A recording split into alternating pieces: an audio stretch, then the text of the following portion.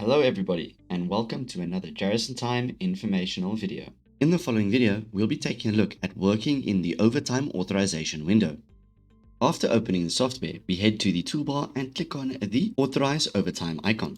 On this window, we can handle the overtime individually or in bulk by authorizing or declining it. We will then first take a look at how to authorize without using settings being applied. For this, we will select the record or records that we would like to authorize and then click on the authorize button. The system will notify us about the amount of records that have been authorized, and we can click on the OK button.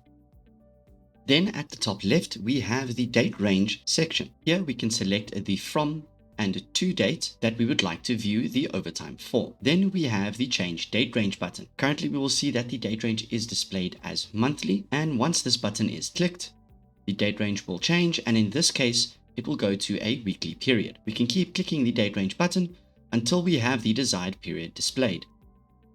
Right of that, we have the common time section, used for editing the time. Then we have the common reason section, used to explain why the overtime has been approved or declined. Next, we have the rounding group section, used to round the time by a preset amount of time.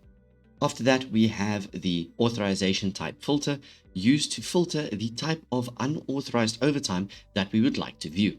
Then to access any additional options, we can right-click anywhere within the window. This will bring up a menu that allows us to switch between time and decimal format, as well as show or hide extra columns and an option to display summary totals. Now let's move on to using the common time section and the related options, keeping in mind that the user group restrictions in your system might not allow for all of the actions we take here. First common time option we'll be taking a look at is called the this time option. When this option is used, we will apply the time entered whether or not the employee had that much unauthorized time. After selecting it, we will then specify the amount of hours we want to work with by inputting it into the input field. For this example, we're going to be changing this to 1 hour 30 minutes. Then we will select the record that we want to apply the changes to. Next, we will work with the up to time option. This will apply the time entered as long as the amount has been worked, or if less than the amount was worked,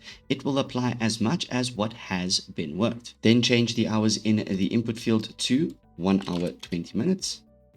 And this time we will also select a common reason from the common reason dropdown that we would like to apply to this change. These reasons can be added under the setup menu, then reasons, then overtime reasons. Finally, we can select the record or records that we would like to apply it to. Additionally, we also have added a reason for the change, now displayed in the reason column. We also have the option to set a custom authorization time. To do this, we need to ensure that the input field is set to 0 and select the record that we would like to work with. Once selected, the time will be highlighted in blue, and we can enter an authorization amount within the limit set to our user account. In the following example, we're going to be setting this to 2 hours and 30 minutes.